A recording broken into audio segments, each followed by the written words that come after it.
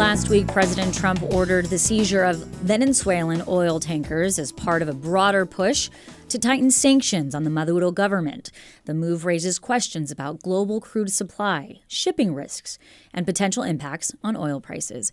And joining us now to help us better understand what this means for us right here in Houston is Ed Hurst, Energy Fellow at the University of Houston and an expert in energy economics.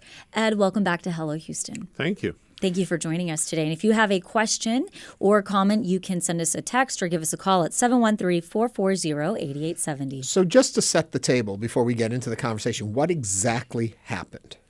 So the U.S.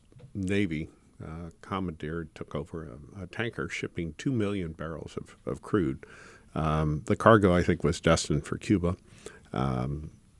The tanker, according to the administration, is one that had been on their watch list for a number of years, hauling cargoes from Iran, perhaps Russia, and from Venezuela. And, it's a fairly easy matter to stop a tanker in the middle of the ocean.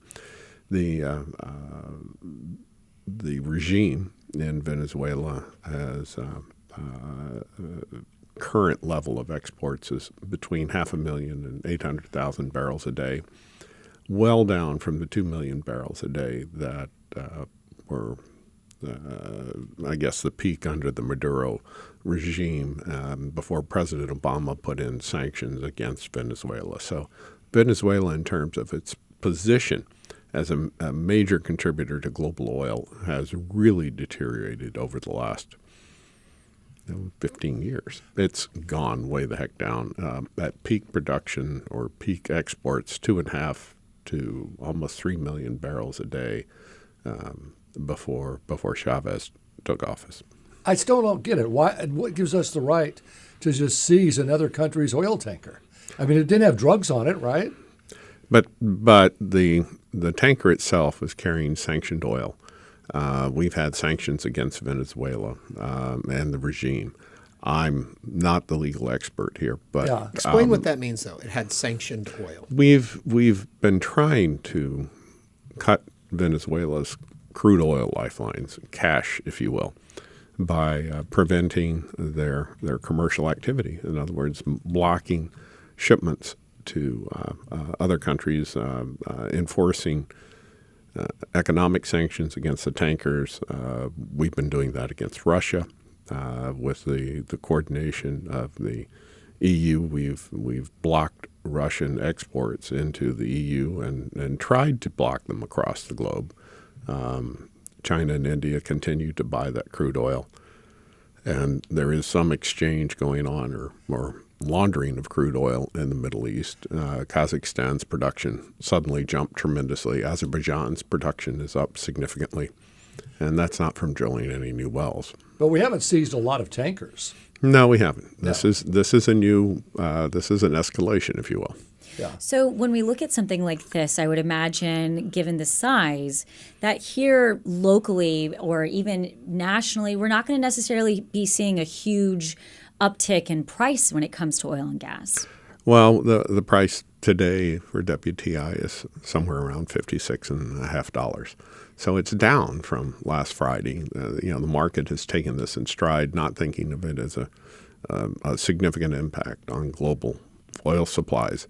Keep in mind that MBS, the leader of Saudi Arabia, visited the president 4 to 6 weeks ago, and I would guess in view of the naval buildup we have offshore Venezuela, the topic of Saudi Arabia backstopping any oil into the market came up. Saudi Arabia has about 2 million barrels a day of spare production capacity that they could turn the valve on and bring to market. From where you sit, is this an unprovoked escalation in the oil wars, if you want to call them that? Or is it something that was predictable and makes sense now that you talk about sanctions and what's happening globally? Mm-hmm. Is this a logical next step? I really don't think this is an oil market issue per se. Mm-hmm. This is what the administration and Congress have been pointing to for a long time, regime change in Venezuela.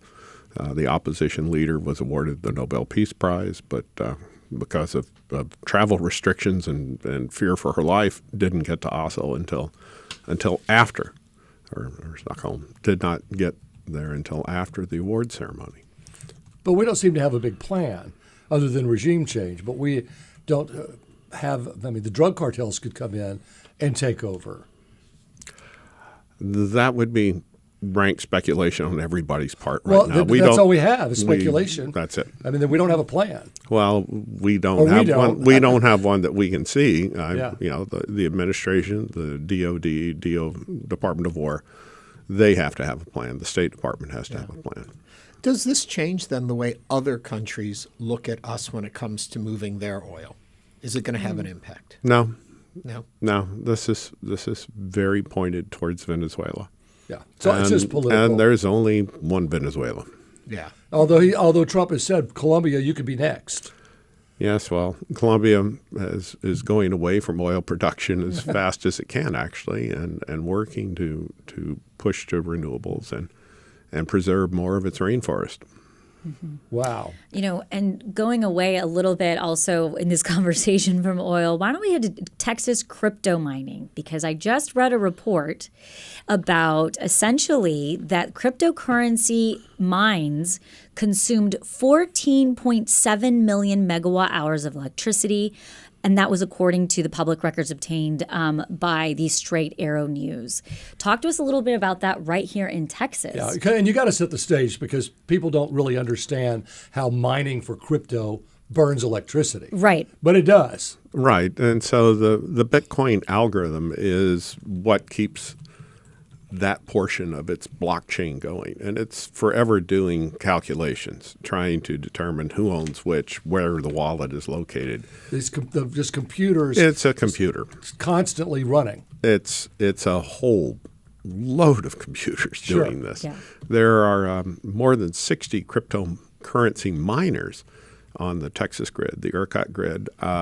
The legislature was so concerned about it with, I think, Senate Bill 6 this past legislative session. Mm-hmm. They asked for these mines to be located. They wanted transparency. The Public Utility Commission and ERCOT have refused to do that, apparently on the grounds of national security. Keaton Peters, the journalist with the Straight Arrow News, has sued for these records. The Attorney General's office has joined him in this. They're trying to get the Public Utility Commission and ERCOT to abide by the law, and they haven't so far. I mean, let's take that amount of electricity and put it into perspective. That was in 2024. That's the same amount as the city of San Antonio, mm-hmm. city of El Paso, and city of Garland combined. The proponents of the cryptocurrency miners say, well, that hasn't done anything to the price of electricity, but the independent market monitor for ERCOT has stated that for 23, it increased the price 5%. And we know whenever the new demand comes to a market that is supply constrained, the price is going to go up. And that's exactly what we're seeing across Texas. All of us are helping subsidize the cryptocurrency miners because they do operate at low electricity prices. When the price jumps up, they receive payments or credits from ERCOT to offset that. Well, we're the ones who are paying for that higher electricity price. If they weren't there in the first place, the electricity price would be lower and there wouldn't be such a strain on the demand and supply. Wind and solar. The Energy Secretary says that wind and solar is actually increasing electricity prices because you have to have traditional backups in case wind and solar go down. True or false? Like with everything, there's a little bit of truth, a little bit of false with it. In Texas, without wind and solar, our grid is dead. We don't have enough power plants to keep us going through, especially through a really cold, wet winter night. We're short, and ERCOT acknowledges that. If we have a storm like we did in February of 2021 with freezing precipitation, something that would take the wind turbines offline, we still don't have enough batteries on the grid to get us through a cold night. Now, we've got 15 gigawatts of battery capacity that's joined the grid. This is incredible growth over the last couple of years. And, of course, you can charge a battery with anything. It doesn't have to be wind and solar. We're almost to a point where we don't have to worry too much about a nasty cold front with freezing precipitation, but we're still not there yet. What the Secretary said on Fox is, as we said, sometimes a little right and sometimes a little wrong. Natural gas prices are up 25% over this time last year. That's contributing to the higher wholesale electricity prices across the nation. And he really can't do anything about that. The cryptocurrency miners, of course, they are contributing to higher electricity prices. This is new demand. We have data centers joining the grid. There are 450 data centers in Virginia. The independent market monitor for the Pennsylvania, Jersey, Maryland PJM grid has done its best to try to convince PJM not to admit any more data centers unless they come with their own electricity supplies. The backlog of natural gas plants is now 5 years, 6 years. The small modular reactors that we're all hoping come around, well, we're not going to see any of those hit the grid for 5 to 10 years. We need transmission and distribution build out. We've ignored our infrastructure for a long time, and the cost of doing that has really gone up. The cost of steel is up 50% due to the tariff war, and the cost of labor is up. We've got to train people. This is not something AI can do. AI can't go hang wires on poles. Okay, we got to leave it there, Ed. We'll always learn something when you're on our show. Yes, Thank Ed, you. you're going to have to come back and continue giving us the state of energy. Ed Hurst is an energy fellow at the University of Houston and an expert in energy economics. Again, thank you for joining us today on Hello Houston. Thank you. Thanks, Ed.